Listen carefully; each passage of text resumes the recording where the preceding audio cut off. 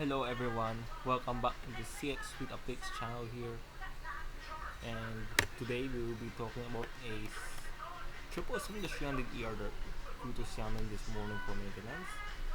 So this aircraft took off at 5:15 a.m. She's registered as Bobby Kilo Quebec Romeo, ditched at the south. Let's see what runway.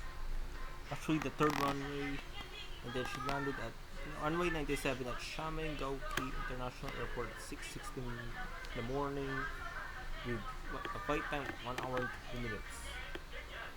She took her flight number 6, 3940, with circle distance of 496 kilometers and a strap of 70 degrees. She's one of the Simpson degrees that we converted to preighter back in 2020 during the COVID-19 pandemic. And let's see. And for the details of Barbara Kilo Quebec Romeo, can you check the previous video about this bird? So thanks for watching. Hope to see you guys in the next update, and don't forget to hit a subscribe button down below and the bell icon next to it for more upcoming updates like this one. By me, Roberto Moico Ignacio, as well as my friend Austin Hui. Bye guys, and see you in the next update.